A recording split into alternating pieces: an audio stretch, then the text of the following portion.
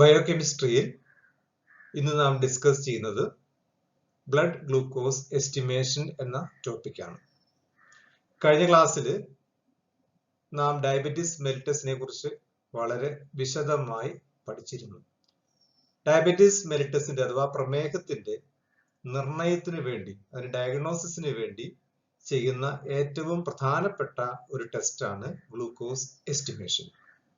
ഈ glucose എസ്റ്റിമേഷന്റെ significance അഥവാ പ്രാധാന്യം, അതിന് നാം ഉപയോഗിക്കുന്ന സാമ്പിളുകൾ, അതുപോലെ അതിന്റെ മെത്തേഡുകൾ തുടങ്ങിയവയാണ് ഇന്ന് നാം ഡിസ്കസ് ചെയ്യുന്നത്. സിഗ്നിഫിക്കൻസ് അഥവാ പ്രാധാന്യം. Diagnosis and management of diabetes mellitus. Diabetes mellitus അഥവാ പ്രമേഹ രോഗത്തിന്റെ നിർണയത്തിനും അതിന്റെ മാനേജ്മെന്റിനുമാണ് പ്രധാനമായിട്ടും ഗ്ലൂക്കോസ് എസ്റ്റിമേഷൻ ഉപയോഗപ്പെടുത്തുന്നത്. രോഗം നിർണയിക്കുക, അതുപോലെ മാനേജ്മെന്റ് എന്നുകൊണ്ട് ഉദ്ദേശിക്കുന്നത് പ്രമേഹം ബാധിച്ച രോഗിയുടെ തുടർ ചികിത്സയും ആ രോഗത്തിന്റെ ഫോളോ അപ്പും, ആ രോഗത്തെ പിന്തുടരുക എന്നാണ്. അതിന് ബെറ്റർ മാനേജ്മെന്റിന് വേണ്ടിയിട്ട് ഈ രണ്ട് ആവശ്യങ്ങൾക്ക് വേണ്ടിയിട്ട് ഗ്ലൂക്കോസ് എസ്റ്റിമേഷൻ ഉപയോഗപ്പെടുത്തുന്നു. രണ്ടാമത്തെ ഡയഗ്നോസിസ് ഓഫ് ഹൈപ്പോഗ്ലൈസീമിയ. ഹൈപ്പോഗ്ലൈസീമിയ എന്ന് പറഞ്ഞാൽ ബ്ലഡിലുള്ള ഗ്ലൂക്കോസിന്റെ അളവ് നോർമൽ ലെവലിനേക്കാൾ കുറഞ്ഞു പോകുന്ന കണ്ടീഷനാണ് ഹൈപ്പോഗ്ലൈസീമിയ എന്ന് പറയുന്നത്. ഹൈപ്പർഗ്ലൈസീമിയ നാം മനസ്സിലാക്കി, ബ്ലഡ് ഗ്ലൂക്കോസ് കോൺസെൻട്രേഷൻ നോർമലിനേക്കാൾ കൂടി നിൽക്കുന്ന അവസ്ഥയ്ക്കാണ് ഹൈപ്പർഗ്ലൈസീമിയ എന്ന് പറയുന്നത്. പ്രമേഹ രോഗത്തിൽ ഹൈപ്പർഗ്ലൈസീമിയ കാണപ്പെടുന്നു. ഈ കണ്ടീഷനിൽ ഹൈപ്പോഗ്ലൈസീമിയ എന്ന് പറഞ്ഞാൽ ഗ്ലൂക്കോസിന്റെ കോൺസെൻട്രേഷൻ നോർമൽ ലെവലിനേക്കാൾ താഴേക്ക് പോകുന്ന അവസ്ഥ. ഹൈപ്പർഗ്ലൈസീമിയ പോലെ തന്നെ വളരെ പ്രധാനപ്പെട്ട ഒരു അവസ്ഥയാണ് ഹൈപ്പോഗ്ലൈസീമിയയും. ഒരുപക്ഷെ ഹൈപ്പർഗ്ലൈസീമിയേക്കാൾ കൂടുതൽ മാരകമായ അവസ്ഥയാണ് ഹൈപ്പോഗ്ലൈസീമിയ. ബ്ലഡ് ഗ്ലൂക്കോസ് എസ്റ്റിമേഷൻ ഉപയോഗിക്കുന്ന സാമ്പിളുകളെ കുറിച്ച് നോക്കാം. Fasting blood sugar. ഫാസ്റ്റിംഗ് എന്ന് പറഞ്ഞാൽ ഭക്ഷണം കഴിക്കാത്ത അവസ്ഥ. അപ്രകാരം കളക്ട് ചെയ്യുന്ന സാമ്പിളുകളെയാണ് നാം ഫാസ്റ്റിംഗ് ബ്ലഡ് സാമ്പിൾസ് എന്ന് വിളിക്കുക. അങ്ങനെ ഫാസ്റ്റിംഗ് ബ്ലഡ് സാമ്പിളിൽ കണ്ടുപിടിക്കുന്ന ആ ഗ്ലൂക്കോസിനെ ഫാസ്റ്റിംഗ് ബ്ലഡ് ഷുഗർ എന്ന് നാം പറയും. ഫാസ്റ്റിംഗ് 8 മുതൽ 12 മണിക്കൂർ വരെ ഫാസ്റ്റിംഗ് ടൈം. ഇപ്പൊ രാത്രി 10 മണിക്ക് ഭക്ഷണം കഴിച്ചാല് രാവിലെ 6 മണി മുതൽ 10 മണി, രാവിലെ 6 മണിക്കും 10 മണിക്കും ഇടയിൽ കളക്ട് ചെയ്യുന്ന സാമ്പിളിന് നാം ഫാസ്റ്റിംഗ് ബ്ലഡ് സാമ്പിൾ എന്നാണ് പറയുക. ഇപ്പൊ ഫാസ്റ്റിംഗ് ബ്ലഡ് സാമ്പിൾ 8 മുതൽ 12 മണിക്കൂർ വരെ ഫാസ്റ്റിംഗിൽ എടുക്കുന്ന ആ സാമ്പിളിനാണ് ഫാസ്റ്റിംഗ് ബ്ലഡ് സാമ്പിൾ എന്ന് നാം പറയുന്നത്. ഇവിടെ ഫാസ്റ്റിംഗ് ബ്ലഡ് ഷുഗർ എന്നുള്ള ടേം ആണ് മുൻകാലഘട്ടങ്ങളിൽ ഉപയോഗിച്ചു വന്നത്. ഷുഗർ, ആ ടേം, അതിന്റെ അർത്ഥം സ്വീറ്റ് ടേസ്റ്റിംഗ് ആയിട്ടുള്ള എല്ലാ കാർബോഹൈഡ്രേറ്റിനും പൊതുവെ ഉപയോഗിക്കുന്ന വാക്കാണ് ഷുഗർ. ആ ടേം ഉപയോഗിക്കപ്പെടാനുള്ള കാരണം ആദ്യ കാലഘട്ടങ്ങളിൽ ബ്ലഡിലുള്ള ഗ്ലൂക്കോസിനെ മാത്രമായിട്ട് എസ്റ്റിമേറ്റ് ചെയ്യാനുള്ള മെത്തേഡുകൾ അവൈലബിൾ ആയിരുന്നില്ല. അപ്പോൾ ബ്ലഡ് ഗ്ലൂക്കോസ് കൂടാതെ ബ്ലഡിൽ കാണുന്ന മറ്റ് മോണോഹൈഡ്രേറ്റ് ആയിട്ട് കാർബോഹൈഡ്രേറ്റുകളെ കൂടി, മോണോസാക്കറൈഡ് ആയിട്ടുള്ള കാർബോഹൈഡ്രേറ്റുകളെ കൂടി ആ എസ്റ്റിമേഷന്റെ പരിധിയിൽ പെടുത്തിയിരുന്നു അല്ലെങ്കിൽ പെട്ടിരുന്നു. ഉദാഹരണം ഫ്രക്ടോസ്, മാനോസ് തുടങ്ങിയ മോണോസാക്കറൈഡുകളും അതുപോലെ ചില റെഡ്യൂസിങ് പ്രോപ്പർട്ടിയുള്ള മറ്റു ചില കോമ്പൗണ്ടുകളും ഒക്കെ ആദ്യ കാലഘട്ടങ്ങളിലെ ഗ്ലൂക്കോസ് എസ്റ്റിമേഷനിൽ ഉൾപ്പെട്ടിരുന്നു. അപ്പൊ അതുകൊണ്ട് അന്ന് കിട്ടിയ വാല്യൂവിനെ ട്രൂ ഗ്ലൂക്കോസ് എന്ന് നമുക്ക് പറയാൻ സാധിക്കുമായിരുന്നില്ല. അതിനാൽ തന്നെ ഷുഗർ എന്നുള്ള ടെർമിനോളജി ആയിരുന്നു ഉപയോഗിച്ചിരുന്നത്. പക്ഷെ നമുക്കറിയാം, ഇന്നുള്ള വളരെ സ്പെസിഫിക് ആയിട്ടുള്ള മെത്തേഡുകൾ കൊണ്ട് ഗ്ലൂക്കോസ് കോൺസെൻട്രേഷൻ മാത്രം, ട്രൂ ഗ്ലൂക്കോസിനെ നമുക്ക് എസ്റ്റിമേറ്റ് ചെയ്യാൻ പറ്റും. എങ്കിലും ആ പഴയ ടെർമിനോളജി ഇപ്പോഴും നാം ഉപയോഗിക്കുന്നു. പക്ഷെ പഴയ ടെർമിനോളജി ഉപയോഗിച്ചാലും ഈ ഫാസ്റ്റിംഗ് ബ്ലഡ് ഷുഗർ എന്നാൽ മനസ്സിലാക്കേണ്ടത് ഫാസ്റ്റിംഗ് ബ്ലഡ് ഗ്ലൂക്കോസ് എന്ന് തന്നെയാണ്. ഈ FBS എന്നുള്ള ടേം ഇപ്പോഴും നാം വ്യത്യസ്തമായിട്ടുള്ള ഒരു അർത്ഥതലത്തിൽ ഉപയോഗിക്കുന്നുണ്ട്. രണ്ടാമത് പോസ്റ്റ് പ്രാൻഡിയൽ ബ്ലഡ് ഷുഗർ ആണ്. പോസ്റ്റ് പ്രാൻഡിയൽ വാക്കുകൊണ്ട് തന്നെ നമുക്ക് മനസ്സിലാകാം, ഭക്ഷണം കഴിച്ചതിന് ശേഷമുള്ള ആ സാമ്പിളിനെയാണ് നാം പോസ്റ്റ് പ്രാൻഡിയൽ സാമ്പിൾ എന്ന് പറയുന്നത്. നല്ല രീതിയിലുള്ള ഒരു കാർബോഹൈഡ്രേറ്റ്, അന്നജം, നല്ല രീതിയിലുള്ള ഒരു ഫുഡ് കഴിച്ച് 1.5-2 മണിക്കൂറിനുള്ളിൽ 1.5 മണിക്കൂറിന് ശേഷവും 2 മണിക്കൂറിന് മുമ്പും കളക്ട് ചെയ്യുന്ന ആ സാമ്പിളിനെയാണ് പോസ്റ്റ് പ്രാൻഡിയൽ സാമ്പിൾ എന്ന് നാം പറയുക. അങ്ങനെ എസ്റ്റിമേറ്റ് ചെയ്യുന്ന ആ ഗ്ലൂക്കോസ് കോൺസെൻട്രേഷനെ പോസ്റ്റ് പ്രാൻഡിയൽ ബ്ലഡ് ഷുഗർ ആയിട്ട് നാം റിപ്പോർട്ട് ചെയ്യുന്നു. മൂന്നാമത്തത് റാൻഡം ബ്ലഡ് ഷുഗർ ആണ്. Blood is collected at any time regardless the time of food intake. ഭക്ഷണം കഴിച്ചതിനെ കണക്കാക്കാതെ, ഭക്ഷണം എപ്പോ കഴിച്ചു എന്നുള്ളത് കണക്കാക്കാതെ പേഷ്യന്റ് ലാബിലേക്ക് വരുന്ന ഏത് സമയത്താണെങ്കിലും ആ സമയത്ത് തന്നെ ബ്ലഡ് കളക്ട് ചെയ്യുന്നതിനെ നാം റാൻഡം ബ്ലഡ് സാമ്പിൾ എന്ന് വിളിക്കും. അപ്രകാരം എസ്റ്റിമേറ്റ് ചെയ്യുന്ന ഗ്ലൂക്കോസിനെ റാൻഡം ബ്ലഡ് ഷുഗർ എന്നാണ് നാം വിളിക്കുക. Fluoride oxalate mixture is the anticoagulant used. Blood collect ചെയ്യുമ്പോൾ ആന്റികോയാഗുലൻസ് ഉപയോഗിക്കുന്നതിനെ കുറിച്ച് നാം ഫസ്റ്റ് ഇയറിൽ വിശദമായിട്ട് പഠിച്ചതാണ്. പല തരത്തിലുള്ള ആന്റികോയാഗുലൻസിനെ കുറിച്ച് നമുക്കറിയാം. ഗ്ലൂക്കോസ് എസ്റ്റിമേഷന് വേണ്ടി നാം കളക്ട് ചെയ്യുന്നത് ഫ്ലൂറൈഡ് ഓക്സലേറ്റ് മിക്സ്ചർ, ഡബിൾ ആന്റികോയാഗുലന്റ് ആണ്. ഫ്ലൂറൈഡും ഓക്സലേറ്റും, സോഡിയം ഫ്ലൂറൈഡ് അതുപോലെ പൊട്ടാസ്യം അല്ലെങ്കിൽ അമോണിയം ഓക്സലേറ്റും അടങ്ങുന്ന ഫ്ലൂറൈഡ് ഓക്സലേറ്റ് മിക്സ്ചർ ആണ് ആന്റികോയാഗുലന്റ് ആയിട്ട് ഉപയോഗിക്കുന്നത്. പ്രകാരം ഉപയോഗിക്കാനൊരു കാരണമുള്ളത് ഗ്ലൂക്കോസ് കോൺസെൻട്രേഷൻ ബ്ലഡ് നമ്മൾ കീപ്പ് ചെയ്യുമ്പോഴേക്കും കുറഞ്ഞു വരാറുണ്ട്. ഉദാഹരണം 8 മണിക്ക് നാം കളക്ട് ചെയ്ത ബ്ലഡ് ടെസ്റ്റ് ചെയ്യാൻ വേണ്ടി ഏതെങ്കിലും കാരണത്താൽ വൈകി 9 മണി സമയത്താണ് നാം ടെസ്റ്റ് ചെയ്യാൻ വേണ്ടി എടുക്കുന്നതെങ്കിൽ ഈ 1 മണിക്കൂർ സമയത്തിനുള്ളിൽ ഗ്ലൂക്കോസിന്റെ അളവ് ആ ബ്ലഡിൽ കുറഞ്ഞു പോകാം. അങ്ങനെ കുറഞ്ഞു പോകാനുള്ള കാരണം ബ്ലഡിലെ RBCക്കുള്ളിൽ നടക്കുന്ന ഗ്ലൈക്കോളിസിസ് എന്ന് പറയുന്ന പ്രവർത്തനമാണ്. ഗ്ലൈക്കോളിസിസ് എന്ന് പറഞ്ഞാൽ നമുക്കറിയാം ഗ്ലൂക്കോസിനെ എനർജി ആവശ്യത്തിന് വേണ്ടിയിട്ട് ഉപയോഗപ്പെടുത്തുന്ന ഒരു ബയോകെമിക്കൽ പാത്വേ ആണ് ഗ്ലൈക്കോളിസിസ്. ഈ ഗ്ലൈക്കോളിസിസ് വഴി RBC ഗ്ലൂക്കോസിനെ അതിന്റെ എനർജി ആവശ്യത്തിന് വേണ്ടി ഉപയോഗപ്പെടുത്തുന്നു. അപ്പോൾ 1 മണിക്കൂർ സമയം കഴിഞ്ഞ് നാം എസ്റ്റിമേറ്റ് ചെയ്യുമ്പോൾ ഉള്ള ഗ്ലൂക്കോസിന്റെ അളവ് യഥാർത്ഥത്തിൽ ഉണ്ടായിരുന്ന ഗ്ലൂക്കോസിന്റെ അളവിനേക്കാൾ കുറവായിരിക്കും. ഏകദേശം 7 മില്ലിഗ്രാം ഗ്ലൂക്കോസ് വരെ 1 മണിക്കൂർ സമയം കൊണ്ട് RBC യൂട്ടിലൈസ് ചെയ്യാം. അപ്പൊ ഇപ്രകാരം ഏതെങ്കിലും രീതിയിൽ എസ്റ്റിമേഷന് കാലതാമസം നേരിടുന്നു എന്നുണ്ടെങ്കിൽ നാം കളക്ട് ചെയ്യേണ്ടത് ഫ്ലൂറൈഡ് ഓക്സലേറ്റ് മിക്സ്ചർ എന്ന ആന്റികോയാഗുലന്റ് ഉപയോഗിച്ചാകണം. കാരണം ഈ ഫ്ലൂറൈഡിന് ഒരു പ്രോപ്പർട്ടി ഉണ്ട്. ഈ ഫ്ലൂറൈഡിന് ഈ ഗ്ലൈക്കോളിസിസിനെ തടയാനുള്ള കഴിവുണ്ട്. ഗ്ലൈക്കോളിസിസ് പാത്വേനെ ബ്ലോക്ക് ചെയ്യാനുള്ള കഴിവ് ഈ ഫ്ലൂറൈഡ് എന്ന് പറയുന്ന ആന്റികോയാഗുലന്റിനുണ്ട്. അപ്പൊ അതുകൊണ്ട് ഏതെങ്കിലും രീതിയിൽ എസ്റ്റിമേഷൻ നമുക്ക് വൈകുന്നു എന്നുണ്ടെങ്കിൽ തീർച്ചയായിട്ടും ഫ്ലൂറൈഡ് ഓക്സലേറ്റ് ആന്റികോയാഗുലന്റ് നാം ഉപയോഗിക്കേണ്ടതായിട്ടുണ്ട്. ഇപ്പോ പ്ലാസ്മ അല്ലെങ്കിൽ സിറമാണ് നാം എസ്റ്റിമേഷന് വേണ്ടി ഉപയോഗപ്പെടുത്തുന്നത്. പ്ലാസ്മ ആണെങ്കിലും സിറം ആണെങ്കിലും പരമാവധി പെട്ടെന്ന് തന്നെ നാം സെപ്പറേറ്റ് ചെയ്യുകയാണെങ്കിൽ ഈ ഗ്ലൈക്കോളിസിസിനുള്ള സാധ്യത ഒഴിവാക്കാൻ സാധിക്കും. മറ്റൊരു രീതിയിൽ ഗ്ലൈക്കോളിസിസ് പ്രിവെന്റ് ചെയ്യാൻ പറ്റുന്നത് അല്ലെങ്കിൽ അതിന്റെ വേഗത കുറയ്ക്കാൻ പറ്റുന്നത് സാമ്പിളിനെ റെഫ്രിജറേറ്റ് ചെയ്യുന്ന വഴിയാണ്. നമ്മൾ കളക്ട് ചെയ്ത ആ ബ്ലഡ് സാമ്പിൾ ഏത് ആന്റികോയാഗുലന്റ് ആണെങ്കിലും അല്ലെങ്കിൽ ആന്റികോയാഗുലന്റ് ഇല്ലാതെ ആണെങ്കിലും കളക്ട് ചെയ്ത ബ്ലഡ് സാമ്പിൾ റെഫ്രിജറേറ്റ് ചെയ്യുകയാണെന്നുണ്ടെങ്കിൽ, ഫ്രിഡ്ജിൽ സൂക്ഷിക്കുകയാണെന്നുണ്ടെങ്കിൽ ഗ്ലൈക്കോളിസിസിന്റെ നിരക്ക്, അതിന്റെ വേഗത കുറയ്ക്കാനായിട്ട് പറ്റും. ഇപ്പൊ റൂം ടെമ്പറേച്ചറിൽ അല്ലെങ്കിൽ 37 ഡിഗ്രി സെന്റിഗ്രേഡിൽ 7 മില്ലിഗ്രാം ഗ്ലൂക്കോസിനെ 1 മണിക്കൂറിൽ RBC ഉപയോഗിക്കുന്നുണ്ടെങ്കിൽ റെഫ്രിജറേറ്റ് ചെയ്ത് കഴിഞ്ഞാൽ അതിന്റെ അളവ് ഒരു 2 മില്ലിഗ്രാം ആയിട്ട് കുറയ്ക്കാനായിട്ട് സാധിക്കും. പരമാവധി എത്രയും പെട്ടെന്ന് ടെസ്റ്റ് ചെയ്യുക എന്നുള്ളതാണ് നമ്മളുടെ മുമ്പിലുള്ള ഏറ്റവും പ്രധാനപ്പെട്ട ആവശ്യം. ഇൻ കേസ് വൈകും എന്നുണ്ടെങ്കിൽ ഈ ഫ്ലൂറൈഡ് ഓക്സലേറ്റ് ആന്റികോയാഗുലന്റ് ഉപയോഗിക്കാം. പക്ഷെ ഈ ഫ്ലൂറൈഡ് ആന്റികോയാഗുലന്റ് ഉപയോഗിക്കുമ്പോൾ ശ്രദ്ധിക്കേണ്ട കാര്യം വളരെ കൃത്യമായ അളവിൽ മാത്രമേ ആന്റികോയാഗുലന്റ് ഉപയോഗിക്കാവൂ. ആന്റികോയാഗുലന്റ് അളവ് കൂടിക്കഴിഞ്ഞാൽ പിന്നീടുള്ള എസ്റ്റിമേഷൻ മെത്തേഡിനെ അത് ഇൻഹിബിറ്റ് ചെയ്യാനുള്ള സാധ്യത ഉണ്ട്. ഇനി ഗ്ലൂക്കോസ് എസ്റ്റിമേഷൻ മെത്തേഡുകളെ കുറിച്ചാണ് പറയുന്നത്. Folin Wu method, orthotolidine method, hexokinase method, glucose dehydrogenase method, glucose oxidase peroxidase method. ഇത് ചില എസ്റ്റിമേഷൻ മെത്തേഡുകളുടെ പേരുകളാണ്. ആദ്യ കാലഘട്ടങ്ങളിൽ ഉപയോഗിച്ചിരുന്ന ഒരു മെത്തേഡാണ് ഫോളിൻ യു മെത്തേഡ്. ഈ ഫോളിൻ യു മെത്തേഡിന്റെ പ്രിൻസിപ്പിൾ എന്ന് പറഞ്ഞാൽ അത് ഗ്ലൂക്കോസിന്റെ റെഡ്യൂസിങ് പ്രോപ്പർട്ടിയെ ബേസ് ചെയ്തിട്ടാണ്. നമുക്കറിയാം ഗ്ലൂക്കോസ് C6H12O6 ആ കോമ്പൗണ്ട് അതിന് റെഡ്യൂസിങ് പ്രോപ്പർട്ടി ഉണ്ട്. ആ റെഡ്യൂസിങ് പ്രോപ്പർട്ടിയെ ബേസ് ചെയ്തിട്ടാണ് ഫോളിൻ യു മെത്തേഡ് വർക്ക് ചെയ്യുന്നത്.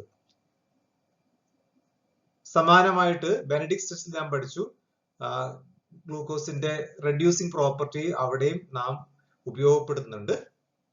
കുപ്രിക് അയോൺസിനെ കുപ്രസ് അയോൺസ് ആയിട്ട് റെഡ്യൂസ് ചെയ്യാനുള്ള പ്രോപ്പർട്ടി ഉപയോഗപ്പെടുത്തുന്നുണ്ട്. ഇവിടെയും അതുപോലെ റെഡ്യൂസിങ് പ്രോപ്പർട്ടിയാണ് ഈ മെത്തേഡിൽ ഉപയോഗിക്കുക.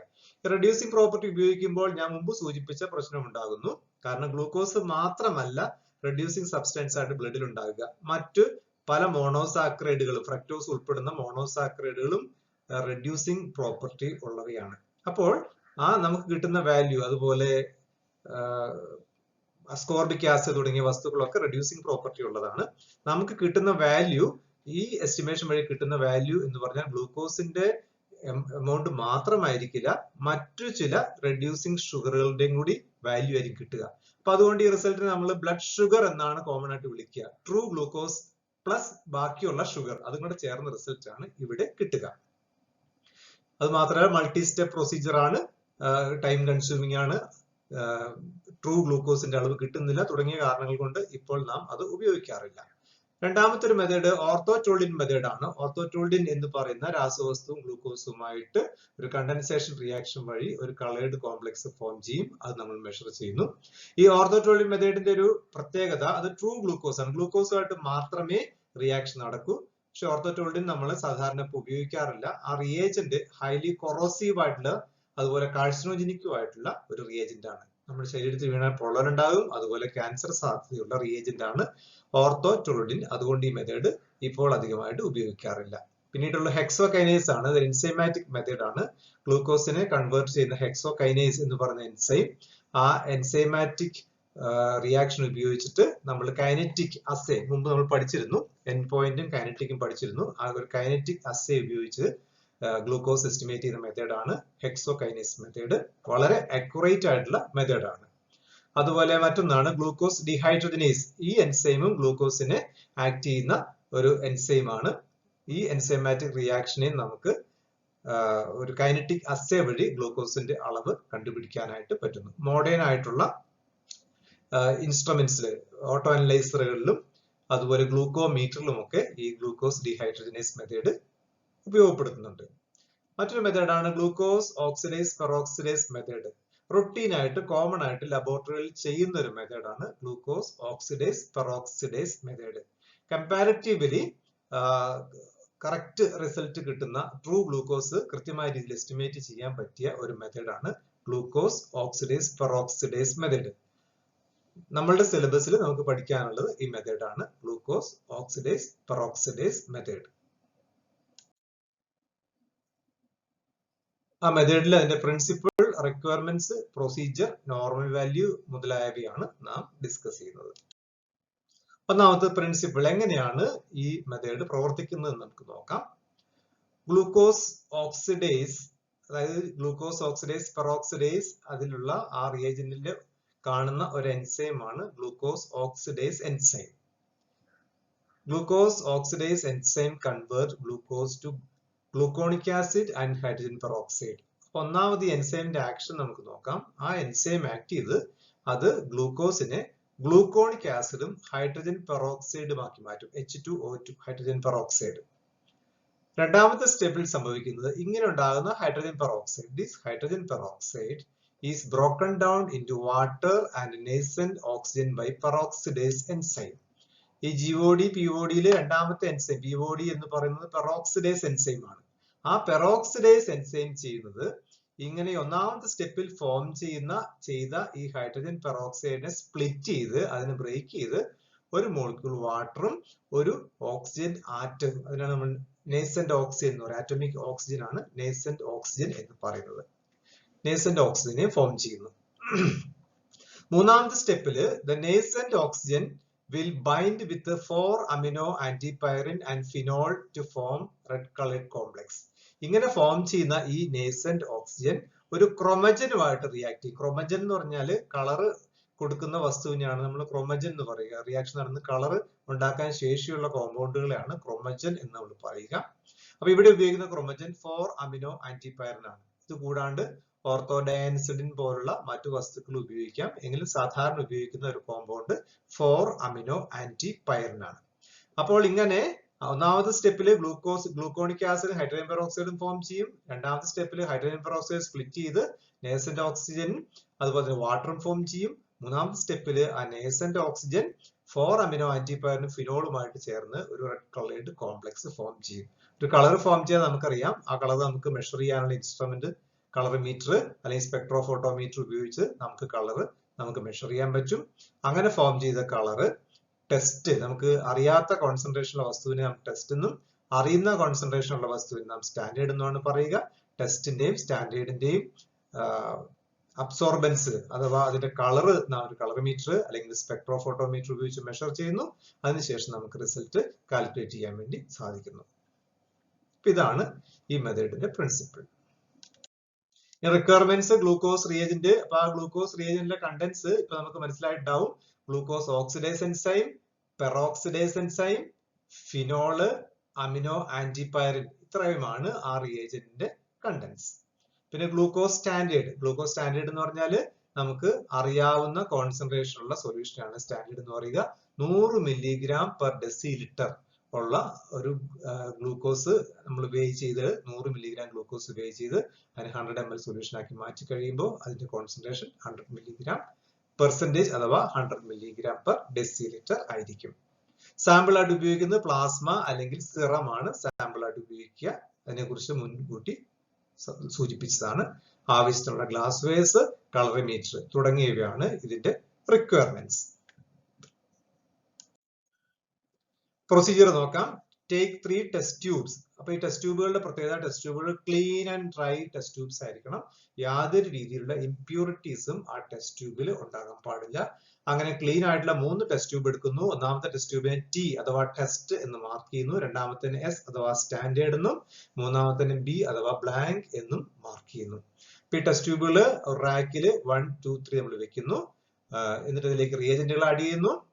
Reagent glucose oxidase peroxidase reagent. അപ്പൊ ആ റിയേജന്റ് പ്രത്യേകത, ആ റിയേജന്റ് ഒന്നുകിൽ റെഡിമെയ്ഡ് ആയിട്ട് അവൈലബിൾ ആയിരിക്കും, അതല്ലെങ്കിൽ 2 റിയേജന്റുകൾ മിക്സ് ചെയ്യാനുണ്ടാവും. അപ്പൊ ഓരോ കമ്പനി അനുസരിച്ച് ഓരോ ബ്രാൻഡ് അനുസരിച്ചും പ്രൊസീജിയർ വ്യത്യസ്തമായിരിക്കും. ആ പ്രൊസീജിയർ അനുസരിച്ച് നോക്കി നാം ആ റിയേജന്റ് പ്രിപ്പയർ ചെയ്യുക. ചിലപ്പോൾ പൗഡർ ഫോമിലായിരിക്കും. അപ്പൊ ആ പൗഡറിനെ ബഫർ ഉപയോഗിച്ച് ഡൈല്യൂട്ട് ചെയ്യേണ്ടി വരും. ടാബ്ലറ്റ് ഫോമിലാണെങ്കിലും അങ്ങനെ ചെയ്യേണ്ടി വരും. ചിലപ്പോൾ റെഡി ടു യൂസ് റിയേജന്റ് ആയിരിക്കാം. അതിന്റെ ഇൻസ്ട്രക്ഷൻസ് ഫോളോ ചെയ്യുക. അങ്ങനെ ഉണ്ടാക്കിയെടുത്ത റിയേജന്റ് ടെസ്റ്റിൽ 1 ml, സ്റ്റാൻഡേർഡിൽ 1 ml, ബ്ലാങ്കിൽ 1 ml പിപ്പറ്റ് ഉപയോഗിച്ചിട്ട് മെഷർ ചെയ്ത് 1, 1, 1 ഓരോന്നിലും. എന്നതിന് ശേഷം ടെസ്റ്റിലേക്ക് 10 മൈക്രോലിറ്റർ പ്ലാസ്മ അല്ലെങ്കിൽ സിറ ആഡ് ചെയ്യുക. 10 മൈക്രോലിറ്റർ എന്ന് പറഞ്ഞാൽ 0.01 ml, അതാണ് 10 മൈക്രോലിറ്റർ. അതുപോലെ സ്റ്റാൻഡേർഡിലേക്ക് 10 മൈക്രോലിറ്റർ സ്റ്റാൻഡേർഡ് ആഡ് ചെയ്യുക. സ്റ്റാൻഡേർഡ് സൊല്യൂഷൻ നമുക്കറിയാം, അതിന്റെ കോൺസെൻട്രേഷൻ 100 മില്ലിഗ്രാം പെർ ഡെസിലിറ്റർ ആണ്. അത് 10 മൈക്രോലിറ്റർ ആഡ് ചെയ്യുന്നു. ഈ മൂന്നാമത്തെ ബ്ലാങ്കിലേക്ക്, ബ്ലാങ്ക് എന്ന് പറഞ്ഞാൽ അബ്സോർബൻസ് 0 സെറ്റ് ചെയ്യാൻ വേണ്ടിയിട്ട് കളറിമീറ്റർ ഉപയോഗിക്കുമ്പോൾ നമുക്കറിയാം നമ്മൾ ഉപയോഗിച്ചിട്ടുണ്ട്. 0 സെറ്റ് ചെയ്യാൻ വേണ്ടി ഉപയോഗിക്കുന്ന ആ സൊല്യൂഷൻ ആണ് ബ്ലാങ്ക് എന്ന് പറയുക. ആ ബ്ലാങ്കിലേക്ക് 10 മൈക്രോലിറ്റർ ഡിസ്റ്റിൽഡ് വാട്ടർ ആണ് നാം ആഡ് ചെയ്യുന്നത്. പ്രൊസീജിയർ തുടരുന്നു. Mix and incubate for 10 minutes at 37 degree centigrade. 37 degree സെന്റിഗ്രേഡിൽ 10 മിനിറ്റ്സ് ഇൻക്യുബേറ്റ് ചെയ്യുക. 37 ഡിഗ്രി സെന്റിഗ്രേഡിൽ വാട്ടർ ബാത്ത് ആണ് പ്രിഫർ ചെയ്യുന്നത്. ഇൻക്യുബേറ്ററിനേക്കാൾ കൂടുതൽ പ്രിഫർ ചെയ്യുന്ന വാട്ടർ ബാത്ത് ആണ്. ആ വാട്ടർ ബാത്തിൽ 37 ഡിഗ്രി സെന്റിഗ്രേഡിൽ 10 മിനിറ്റ്സ് ഇൻക്യുബേറ്റ് ചെയ്യുക. അതല്ലെങ്കിൽ വാട്ടർ ബാത്ത് അവൈലബിൾ അല്ല, ഇൻക്യുബേറ്റർ അവൈലബിൾ അല്ലെങ്കിൽ റൂം ടെമ്പറേച്ചറിൽ നാം 15 മുതൽ 20 മിനിറ്റ് വരെ റൂം ടെമ്പറേച്ചറിൽ അത് കീപ്പ് ചെയ്യുക. ഇപ്പൊ ഈ 3 ട്യൂബും അങ്ങനെ കീപ്പ് ചെയ്തതിനു ശേഷം കളറിമീറ്ററിൽ നാം റീഡ് ചെയ്യുന്നു. 540 നാനോമീറ്റർ ഗ്രീൻ ഫിൽട്ടർ ആണ്. 540 നാനോമീറ്ററിലാണ്. ഫിൽട്ടർ സെലക്ഷൻ ഒക്കെ നാം പഠിച്ചതാണ്. ഫിൽട്ടർ സെലക്ഷനിൽ റിയേജന്റിന്റെ കളറും കോംപ്ലിമെന്ററി കളറും ഒക്കെ നാം പഠിച്ചതാണ്. റിയേജന്റിന്റെ കളർ നോക്കിയിട്ട് അതിന്റെ കോംപ്ലിമെന്ററി കളറുള്ള ഫിൽട്ടർ ആണ് ഉപയോഗിക്കുക എന്നുള്ള കാര്യങ്ങളൊക്കെ ഫസ്റ്റ് ഇയറിൽ മനസ്സിലാക്കിയതാണ്. അപ്പൊ ഇവിടെ നമ്മളൊരു green colour filter 540 nanometre filter ആണ് ഉപയോഗിക്കുക. ആ ഫിൽട്ടർ ഉപയോഗിക്കുന്നു. ബ്ലാങ്ക് ഉപയോഗിച്ച് 0 സെറ്റ് ചെയ്യുക. ടെസ്റ്റിന്റെ അബ്സോർബൻസ് മെഷർ ചെയ്യുക. സ്റ്റാൻഡേർഡിന്റെ അബ്സോർബൻസ് മെഷർ ചെയ്യുക. ഇതിന്റെ കാൽക്കുലേഷൻ നമുക്കറിയാം. Milligram per decilitre of glucose in sample. 100 ml സാമ്പിളിലുള്ള ഗ്ലൂക്കോസിന്റെ അളവ് എന്ന് പറയുന്നത് അബ്സോർബൻസ് ഓഫ് ടെസ്റ്റ് T എന്ന് നമ്മൾ മാർക്ക് ചെയ്ത ട്യൂബിന്റെ absorbance divided by absorbance of standard S എന്ന് മാർക്ക് ചെയ്ത ട്യൂബിന്റെ അബ്സോർബൻസ് മെഷർ ചെയ്യുന്നു ഇൻറ്റു 100. ഈ 100 എന്ന് പറഞ്ഞാൽ കോൺസെൻട്രേഷൻ ഓഫ് സ്റ്റാൻഡേർഡ് ആണ്. സ്റ്റാൻഡേർഡിന്റെ കോൺസെൻട്രേഷൻ റിക്വയർമെന്റ്സ് നമ്മൾ കണ്ടിരുന്നു. സ്റ്റാൻഡേർഡ് ഉപയോഗിക്കുന്നത് 100 milligram per deciliter കോൺസെൻട്രേഷൻ ഉള്ള ഗ്ലൂക്കോസ് സൊല്യൂഷൻ ആണ് ഉപയോഗിക്കുക. So the calculation absorbance of test divided by absorbance of standard into 100. ഇപ്പൊ കിട്ടുന്ന result milligram per deciliter of glucose in sample. In sample means plasma അല്ലെങ്കിൽ സിറത്തിലുള്ള 100 ml സിറത്തിലുള്ള പ്ലാസ്മയിലുള്ള എത്ര milligram glucose ആണ് എന്നുള്ള result ആണ് നമുക്ക് കിട്ടുക. നോർമൽ വാല്യൂസ് ആണ് ഫാസ്റ്റിംഗ് ബ്ലഡ് ഗ്ലൂക്കോസ് FBS. നമുക്ക് മുമ്പ് സൂചിപ്പിച്ചതുപോലെ മുമ്പ് നമ്മൾ കഴിഞ്ഞ ചാപ്റ്ററിൽ പഠിച്ചതാണ് 70 to 110 milligram per deciliter. Post prandial blood glucose PPBS എന്നറിയപ്പെടുന്നു. 70 മുതൽ 140 വരെ മില്ലിഗ്രാം പെർ ഡെസിലിറ്റർ ആണ്. റാൻഡം ബ്ലഡ് ഗ്ലൂക്കോസ് RBS എന്ന് അറിയപ്പെടുന്നു. 70 മുതൽ 140 മില്ലിഗ്രാം പെർ ഡെസിലിറ്റർ ആണ്. ഇപ്പൊ ഈ ഗ്ലൂക്കോസ് എന്നുള്ളത് ട്രൂ ഗ്ലൂക്കോസ് മെത്തേഡ് ആകുമ്പോൾ നമുക്ക് കറക്റ്റ് ഗ്ലൂക്കോസ് എന്ന് റിപ്പോർട്ട് ചെയ്യാം.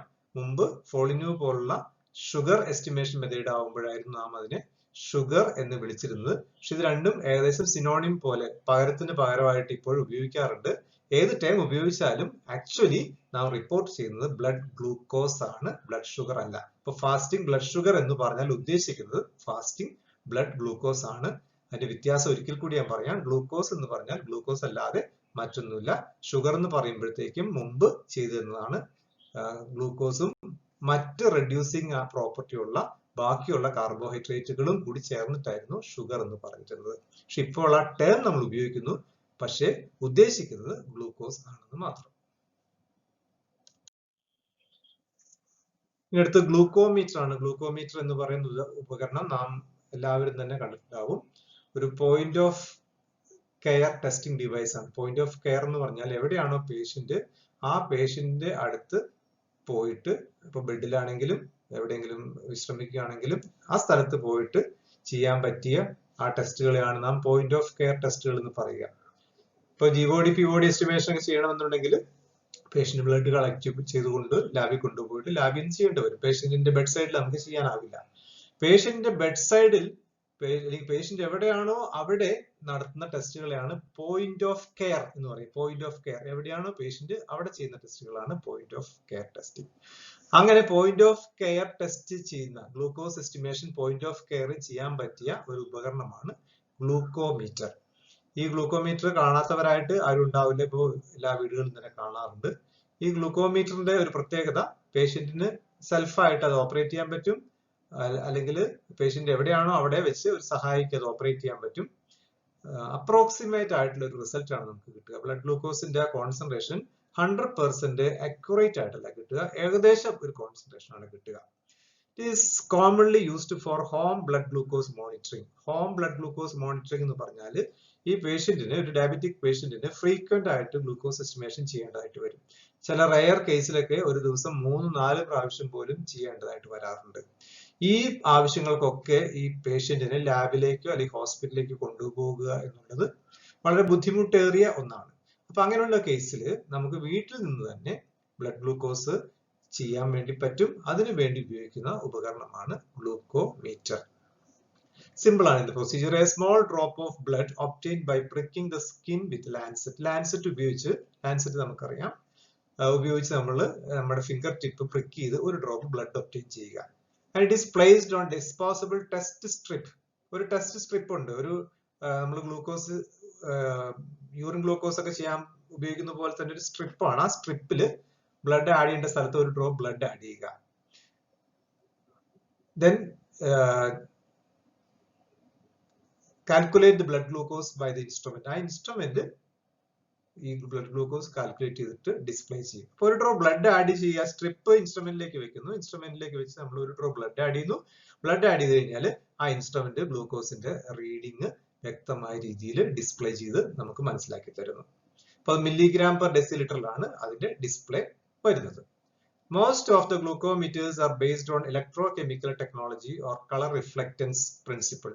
പ്രധാനമായിട്ടും നമ്മൾ ഉപയോഗിക്കുന്ന എല്ലാം തന്നെ ഇലക്ട്രോ കെമിക്കൽ ടെക്നോളജി അനുസരിച്ചിട്ടാണ്. ചില ഇൻസ്ട്രുമെന്റ് കളർ റിഫ്ലക്റ്റൻസ് അനുസരിച്ചിട്ടുമാണ് വർക്ക് ചെയ്യുക. ഇലക്ട്രോ കെമിക്കൽ എന്ന് പറഞ്ഞാൽ ഇത്രയും സിമ്പിൾ ആണ്. ഒരു കെമിക്കൽ റിയാക്ഷൻ നടന്നു കഴിയുമ്പോൾ ഒരു ഇലക്ട്രിസിറ്റി ഉണ്ടാകുന്നു. ആ ഇലക്ട്രിസിറ്റി മെഷർ ചെയ്യുന്നു. അപ്പൊ അതിന് ആനുപാതികമായിരിക്കും ഗ്ലൂക്കോസിന്റെ അളവ്. അത് വളരെ സിമ്പിൾ ആയിട്ടുള്ള ഒരു പ്രിൻസിപ്പിളിലാണ് ഇത് വർക്ക് ചെയ്യുന്നത്. അതിന്റെ പ്രിൻസിപ്പിൾ നമുക്ക് ജസ്റ്റ് നോക്കാം. നിങ്ങൾ അത് അറിഞ്ഞിരിക്കുന്നത് നല്ലതാണ്. Glucose first react with enzyme glucose dehydrogenase. ആ സ്ട്രിപ്പിനെ കുറിച്ച് ഞാൻ പറഞ്ഞു. ഒരു റിയേജന്റ് സ്ട്രിപ്പ് ആണ്. ആ സ്ട്രിപ്പിൽ ഒരു എൻസൈം ഉണ്ടാവും. ആ എൻസൈം ആണ് ഗ്ലൂക്കോസ് ഡീഹൈഡ്രോജനേസ് എൻസൈം. ഈ എൻസൈം ആക്ട് ചെയ്യുമ്പോഴത്തേക്കും സംഭവിക്കുന്നത് glucose is oxidised to gluconic acid. ഈ ഗ്ലൂക്കോസിന് മാറ്റം സംഭവിക്കുന്നു. ഗ്ലൂക്കോസ് എന്തായിട്ട് മാറുന്നു? ഗ്ലൂക്കോണിക് ആസിഡ് ആയിട്ട് മാറുന്നു. The enzyme is temporarily reduced by 2 electrons transferred from glucose to enzyme. ഇങ്ങനെ ഗ്ലൂക്കോസ് ഗ്ലൂക്കോണിക് ആസിഡ് ആയിട്ട് മാറുമ്പോഴേക്കും സംഭവിക്കുക 2 ഇലക്ട്രോണുകൾ ഈ ഗ്ലൂക്കോസ്, ഇലക്ട്രോൺ എന്താണ് നമുക്കറിയാം. ഇലക്ട്രോണുകൾ ഗ്ലൂക്കോസിൽ നിന്ന് റിലീസ് ആയിട്ട് ഈ എൻസൈമിലേക്ക് പ്രവേശിക്കുന്നു. അങ്ങനെ എൻസൈം എന്തായിട്ട് മാറുന്നു? എൻസൈം ഒരു റെഡ്യൂസ്ഡ് സ്റ്റേജിലേക്ക് മാറുന്നു. ഇലക്ട്രോൺസിനെ റിസീവ് ചെയ്യുമ്പോഴാണ് റെഡ്യൂസ്ഡ് ഫോമിലേക്കായിട്ട് മാറുന്നത്. അപ്പൊ ഇവിടെ നടക്കുന്നത് ഗ്ലൂക്കോസ് ഡീഹൈഡ്രോജനേസ് എൻസൈം ആക്ട് ചെയ്ത് കഴിയുമ്പോഴത്തേക്കും ഗ്ലൂക്കോസ് ഗ്ലൂക്കോണിക് ആസിഡ് ആയിട്ട് മാറും. ആ റിയാക്ഷന്റെ ഫലമായിട്ടുണ്ടാകുന്ന 2 ഇലക്ട്രോണുകളെ സ്വീകരിച്ചുകൊണ്ട് ഈ എൻസൈം ഇറ്റ്സെൽഫ് റെഡ്യൂസ്ഡ് ഫോമിലേക്കായിട്ട് മാറുന്നു. അടുത്ത സ്റ്റെപ്പിൽ നടക്കുന്നത് reduced enzyme next react with mediator. അപ്പൊ ഇതിലൊരു മീഡിയേറ്റർ കോമ്പൗണ്ട് നാം ആഡ് ചെയ്യുന്നുണ്ട്. ഒരു മീഡിയേറ്റർ കോമ്പൗണ്ട് ആഡ് ചെയ്യുന്നുണ്ട്. ഓക്സിഡൈസ്ഡ് ഫോമിലുള്ള ഒരു മീഡിയേറ്റർ കോമ്പൗണ്ട് ആണ്. അപ്പൊ പ്രധാനമായിട്ട് നമ്മൾ ആഡ് ചെയ്യുന്ന മീഡിയേറ്റർ കോമ്പൗണ്ട് എന്ന് പറയുന്നത് ഫെറിസൈനൈഡ് ആണ്. ഫെറിസൈനൈഡ് ഓക്സിഡൈസ്ഡ് ഫോമിലാണ് ഫെറിസൈനൈഡ് ഉണ്ടാക്കുക. അപ്പൊ അടുത്ത സ്റ്റെപ്പിൽ നടക്കുന്നത് ഈ എൻസൈം ഈ മീഡിയേറ്ററുമായിട്ട് റിയാക്ട് ചെയ്യും. അങ്ങനെ എൻസൈം മീഡിയേറ്ററുമായിട്ട് റിയാക്ട് ചെയ്യുമ്പോൾ എന്താ സംഭവിക്കുക എന്ന് പറഞ്ഞാല് എൻസൈമിൽ ലഭിച്ച 2 ഇലക്ട്രോണുകളെ എൻസൈം ഈ മീഡിയേറ്ററിന് ഡൊണേറ്റ് ചെയ്യുന്നു. അപ്പൊ എൻസൈമിന് 2 ഇലക്ട്രോൺ ഇവിടെ കിട്ടിയിട്ടുണ്ട്. ആ 2 ഇലക്ട്രോണിനെ ഇപ്പൊ ഇലക്ട്രോൺ കിട്ടിയപ്പോ എൻസൈം റെഡ്യൂസ്ഡ് ആയിരുന്നു. അപ്പൊ ആ റെഡ്യൂസ്ഡ് ആയിട്ടുള്ള എൻസൈം എന്ത് ചെയ്യും? ആ 2 ഇലക്ട്രോണിനെ മീഡിയേറ്ററിന് കൊടുക്കും. അപ്പൊ മീഡിയേറ്ററിന് കൊടുക്കുമ്പോഴത്തേക്ക് എൻസൈം അതിന്റെ പഴയ ഫോമിലേക്ക് തിരിച്ചു വന്നു. അപ്പൊ മീഡിയേറ്ററിന് 2 മോളിക്യൂൾ മീഡിയേറ്റർ ഉണ്ട്. ഒരു മോളിക്യൂളിന് ഒരു എൻസൈമും മറ്റേ ഒരു മോളിക്യൂളിന് ഒരു ഇലക്ട്രോണും മറ്റേ മോളിക്യൂളിന് മറ്റൊരു ഇലക്ട്രോണും കിട്ടി. അപ്പോ ആ മീഡിയേറ്റർ റെഡ്യൂസ്ഡ് ഫോമിലായി. അപ്പൊ മീഡിയേറ്റർ ഇലക്ട്രോണിനെ റിസീവ് ചെയ്തിട്ട് റെഡ്യൂസ്ഡ് ഫോമിലായി. അപ്പൊ MOX എന്ന് പറഞ്ഞാൽ മീഡിയേറ്റർ ഓക്സിഡൈസ്ഡ് ആണ്. ആ മീഡിയേറ്റർ ഓക്സിഡൈസ്ഡ് 2 ഇലക്ട്രോണിന് കിട്ടിക്കഴിഞ്ഞപ്പോൾ മീഡിയേറ്റർ റെഡ്യൂസ്ഡ് ആയിട്ട് മാറി. ഇനി സംഭവിക്കുന്നത് ഈ ഇൻസ്ട്രുമെന്റിൽ ഗ്ലൂക്കോമീറ്ററിൽ ഒരു ഇലക്ട്രോഡ് ഉണ്ട്. ആ ഇലക്ട്രോഡിന്റെ സർഫസിലേക്ക് എത്തിക്കഴിയുമ്പോഴത്തേക്കും ഇലക്ട്രോഡിന്റെ സർഫസിൽ വെച്ചിട്ട് സംഭവിക്കും പറഞ്ഞാല് ഈ മീഡിയേറ്റർ റെഡ്യൂസ്ഡ്, ആ റെഡ്യൂസ്ഡ് ആയിട്ടുള്ള മീഡിയേറ്റർ അതായത് ഫെറോസൈനൈഡ്, ഫെറിസൈനൈഡ് ഫെറോസൈനൈഡ് ആയിട്ട് മാറി. ആ ഫെറോസൈനൈഡ് എന്ത് ചെയ്യും? വീണ്ടും ഫെറിസൈനൈഡ് ആയിട്ട് മാറും. ഫെറോസൈനൈഡ് പഴയ അവസ്ഥയിലേക്ക് മാറും. അങ്ങനെ മാറുമ്പോൾ അതിന് കിട്ടിയ 2 ഇലക്ട്രോണുകളെ അത് ഈ ഇലക്ട്രോഡിലേക്ക് റിലീസ് ചെയ്യും. ഈ ഇലക്ട്രോണുകൾ ഇലക്ട്രോഡിലേക്ക് റിലീസ് ചെയ്യുമ്പോഴത്തേക്കും അവിടെ ഒരു കറണ്ട് ഫോം ചെയ്യും. ഒരു ഇലക്ട്രിക് കറണ്ട് ഫോം ചെയ്യും. ആ കറണ്ട് ഈ ഇൻസ്ട്രുമെന്റ് മെഷർ ചെയ്യും. ആ കറണ്ട് എന്നുള്ളത് ഗ്ലൂക്കോസിന്റെ അളവിന് ആനുപാതികമായിരിക്കും. ഇപ്പൊ ആ ഡിജിറ്റൽ ഡിസ്പ്ലേ മീറ്ററിൽ ആ കറണ്ടിനെ ഗ്ലൂക്കോസിന്റെ കോൺസെൻട്രേഷൻ ആയിട്ട് ഡിസ്പ്ലേ ചെയ്ത് ലഭിക്കുന്നു. ഇപ്പൊ മനസ്സിലാക്കേണ്ടത് ഇത്ര മാത്രം. ഗ്ലൂക്കോസിനെ ഗ്ലൂക്കോസ് ഡീഹൈഡ്രോജനേസ് എൻസൈം ആക്ട് ചെയ്ത് കഴിയുമ്പോൾ അത് ഗ്ലൂക്കോണിക് ആസിഡ് ആയിട്ട് മാറും. റിലീസ് ചെയ്യുന്ന 2 ഇലക്ട്രോണുകളെ ഈ എൻസൈം സ്വീകരിച്ച് എൻസൈം റെഡ്യൂസ്ഡ് സ്റ്റേജിലേക്ക് പോകുന്നു. അടുത്ത സ്റ്റെപ്പില് ഈ എൻസൈം മീഡിയേറ്ററുമായിട്ട് റിയാക്ട് ചെയ്യും. മീഡിയേറ്ററായിട്ട് റിയാക്ട് ചെയ്യുമ്പോൾ എൻസൈം ആ 2 ഇലക്ട്രോണുകളെ മീഡിയേറ്ററിന് കൊടുക്കും. അപ്പോ ആ ഓക്സിഡൈസ്ഡ് ഫോമിലുള്ള മീഡിയേറ്റർ റെഡ്യൂസ്ഡ് ഫോമിലുള്ള മീഡിയേറ്റർ ആയിട്ട് മാറും. ഈ റെഡ്യൂസ്ഡ് ഫോമിലുള്ള മീഡിയേറ്റർ ഈ ഇലക്ട്രോഡ് സർഫസിൽ വെച്ച് വീണ്ടും ഓക്സിഡൈസ്ഡ് ഫോമിലേക്ക് തിരികെ പോകുന്നു. അങ്ങനെ തിരികെ പോകുമ്പോൾ അതിലുള്ള 2 ഇലക്ട്രോണുകളെ, അതായത് ഇവിടുന്ന് ലഭിച്ച എൻസൈമിൽ നിന്ന് ലഭിച്ച 2 ഇലക്ട്രോണുകളെ അത് ഈ ഇലക്ട്രോഡിലേക്ക് റിലീസ് ചെയ്യുന്നു. അപ്പൊ അവിടെ കറണ്ട് ഉണ്ടാകുന്നു. ആ കറണ്ട് എന്നുള്ളത് ഗ്ലൂക്കോസിന്റെ കോൺസെൻട്രേഷന് ആനുപാതികമായിരിക്കും. ഒരു ഇൻസ്ട്രുമെന്റ് ഉപയോഗിച്ച് നാം ആ കറണ്ട് മെഷർ ചെയ്ത് അതിനെ ഗ്ലൂക്കോസ് കോൺസെൻട്രേഷൻ ആയിട്ട് ഡിസ്പ്ലേ ചെയ്യുന്നു. അപ്പൊ ഇവിടെ ശ്രദ്ധിക്കേണ്ടത്, ആദ്യം ഗ്ലൂക്കോസിൽ നിന്ന് കിട്ടിയ 2 ഇലക്ട്രോണുകൾ ഉപയോഗിച്ച് എൻസൈം റെഡ്യൂസ്ഡ് ആയി. ആ റെഡ്യൂസ്ഡ് എൻസൈം മീഡിയേറ്ററിന് 2 ഇലക്ട്രോണുകളെ കൊടുത്തു. അപ്പൊ ആ മീഡിയേറ്റർ റെഡ്യൂസ്ഡ് ആയി. ആ റെഡ്യൂസ്ഡ് ആയിട്ടുള്ള മീഡിയേറ്റർ ആ 2 ഇലക്ട്രോണുകളെ ഈ ഇലക്ട്രോഡിലേക്ക് റിലീസ് ചെയ്തു. അപ്പൊ കറണ്ട് ഉണ്ടായി. ഇതാണ് ഗ്ലൂക്കോമീറ്ററിന്റെ working principle. Electrochemical method വഴിയുള്ള ഇലക്ട്രോ കെമിക്കൽ മെത്തേഡ് ഉപയോഗിക്കുന്ന ഗ്ലൂക്കോമീറ്ററുകളുടെ വർക്കിംഗ് പ്രിൻസിപ്പിൾ ഇതാണ്. അതിന്റെ ഒരു ഡിസ്പ്ലേ ആണ് കാണിച്ചിരിക്കുന്ന പ്രിൻസിപ്പിളിന്റെ. ഇതാണ് ഗ്ലൂക്കോസ് ഡീഹൈഡ്രോജനേസ് എൻസൈം. ഇതാണ് ഇത് ഗ്ലൂക്കോസ് ഗ്ലൂക്കോണിക് ആസിഡ് ആയിട്ട് മാറി. അപ്പൊ 2 ഇലക്ട്രോണുകൾ റിലീസ് ചെയ്തു. ആ ഇലക്ട്രോണുകൾ ഇതാ ഈ എൻസൈമിന് കിട്ടി. ഈ എൻസൈം എന്ത് ചെയ്യുന്നു പറഞ്ഞു കഴിഞ്ഞാല് ഒരു ഇലക്ട്രോണിനെ ഈ ഫെറിസൈനൈഡിന് കൊടുക്കുന്നു, ഒന്നിന് ഈ ഫെറിസൈനൈഡിന് കൊടുക്കുന്നു, മറ്റൊന്നിനെ ഈ ഫെറിസൈനൈഡിന് കൊടുക്കുന്നു. 2 മീഡിയേറ്റർ മോളിക്യൂളാന്ന് ഞാൻ പറഞ്ഞു, മീഡിയേറ്റർ മോളിക്യൂളിന് കൊടുക്കുന്നു. അങ്ങനെ ഇലക്ട്രോൺ കിട്ടി കഴിയുമ്പോഴത്തേക്കും ഫെറിസൈനൈഡ് ഫെറോസൈനൈഡ് ആയിട്ട് മാറി. ഫെറോസൈനൈഡ് ആയിട്ട് മാറി. ഫെറോസൈനൈഡ് എന്ന് റെഡ്യൂസ്ഡ് ഫോം ആണ് ഫെറോസൈനൈഡ്. ഈ ഫെറോസൈനൈഡ് ഈ ഇലക്ട്രോഡ്, ഇതാണ് ഇലക്ട്രോഡ്, ഈ ഇലക്ട്രോഡിലേക്ക് എത്തും. ഇലക്ട്രോഡിലേക്ക് എത്തിക്കഴിഞ്ഞിട്ട് വീണ്ടും ഈ ഫെറോസൈനൈഡ് ഫെറിസൈനൈഡ് ആയിട്ട് മാറും. ഫെറോസൈനൈഡ് ഫെറിസൈനൈഡ് ആയിട്ട് മാറും. അങ്ങനെ മാറുമ്പോൾ അത് എങ്ങനെയാ മാറുക? ഒരു ഇലക്ട്രോണിനെ റിലീസ് ചെയ്യും. ആ ഇലക്ട്രോണിനെ ഈ ഇലക്ട്രോഡിലേക്ക് ഇങ്ങനെ റിലീസ് ചെയ്യുന്നു. ഈ ഇലക്ട്രോണിൽ എത്തുമ്പോഴത്തേക്ക് ഇവിടെ ഒരു കറണ്ട് പ്രൊഡ്യൂസ് ചെയ്യും. ആ കറണ്ട് എന്ന് പറയുന്നത് ഗ്ലൂക്കോസ് കോൺസെൻട്രേഷന് ആനുപാതികമായിരിക്കും. അപ്പോൾ ഇത് മനസ്സിലായി എന്ന് പ്രതീക്ഷിക്കുന്നു. ഒരു ഗ്ലൂക്കോമീറ്ററിന്റെ ഒരു ചിത്രമാണ് കാണിച്ചിരിക്കുന്നത്. ഇപ്രകാരമുള്ള ചെറിയൊരു ഇൻസ്ട്രുമെന്റ് ആണ് ഗ്ലൂക്കോമീറ്റർ. ഇപ്പോൾ ഗ്ലൂക്കോമീറ്റർ ഒന്നാമത്തെ സ്റ്റെപ്പിൽ നാം ചെയ്യുന്നത് ഒരു ഫിംഗർ പ്രിക്ക് വഴി ഒരു ഡ്രോപ്പ് ബ്ലഡ് കളക്ട് ചെയ്യുന്നു. ആ ബ്ലഡ് ഇതിന്റെ ഈ സ്ട്രിപ്പിൽ, ഈ ഭാഗത്ത് ഈ സ്ട്രിപ്പിലേക്ക് നമ്മൾ ആ ബ്ലഡ് ജസ്റ്റ് ടച്ച് ചെയ്യുന്നു. ടച്ച് ചെയ്യുമ്പോഴത്തേക്കും ഈ പറയുന്ന പോലുള്ള റിയാക്ഷൻ നടക്കുന്നു. റിയാക്ഷൻ നടന്നിട്ട് ഒരു ഇലക്ട്രിസിറ്റി പ്രൊഡ്യൂസ് ചെയ്യുന്നു. ആ ഇലക്ട്രിസിറ്റി ഈ ഇൻസ്ട്രുമെന്റ് മെഷർ ചെയ്തിട്ട് അതിന് ആനുപാതികമായിട്ട് ഗ്ലൂക്കോസ് കോൺസെൻട്രേഷൻ എത്രയാണെന്നുള്ളത് ഇവിടെ ഡിസ്പ്ലേ ചെയ്യുന്നു. A drop of blood is obtained with lancet. Then blood drop placed on the test strip. Test സ്ട്രിപ്പിലേക്ക് നമ്മൾ ആ ഡ്രോപ്പ് പ്ലേസ് ചെയ്യുന്നു. Then test strip is inserted into glucometer. ആ സ്ട്രിപ്പിലേക്ക്, ഗ്ലൂക്കോമീറ്ററിലേക്ക് ആ സ്ട്രിപ്പിനെ നമ്മൾ ഇൻസേർട്ട് ഇതാണ് നമ്മൾ ഇൻസേർട്ട് ചെയ്യുന്നു. Then glucose concentration is displayed. ഗ്ലൂക്കോസിന്റെ കോൺസെൻട്രേഷൻ ഇവിടെ ഡിസ്പ്ലേ ചെയ്യപ്പെടുന്നു. Frequency of glucose monitoring depends upon how well the diabetic blood glucose level are controlled. അതായത് ഇയാളുടെ ബ്ലഡ് ഗ്ലൂക്കോസ് ലെവല് എത്രമാത്രം കൺട്രോൾ ചെയ്യുന്നു എന്നനുസരിച്ചിട്ടാണ് ഈ മോണിറ്ററിംഗിന്റെ ഫ്രീക്വൻസി. അതായത് നല്ല രീതിയിൽ കൺട്രോൾ ചെയ്തതാണെങ്കിൽ നമുക്ക് അത്ര ഫ്രീക്വൻസി ആവശ്യമില്ല. ചില കേസിലൊക്കെ ഒരു ദിവസം 4 പ്രാവശ്യമൊക്കെ ചെയ്യേണ്ടതായിട്ട് വരും.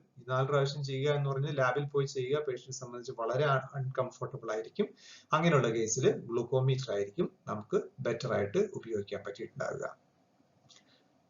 ഇത്രയുമാണ് ഗ്ലൂക്കോമീറ്ററിനെ സംബന്ധിച്ച് പറയാനുള്ളത്. ഇപ്പൊ നാം ഇന്ന് മനസ്സിലാക്കിയത് blood glucose estimation by colorimetric method and blood glucose estimation by glucometer. Thank you.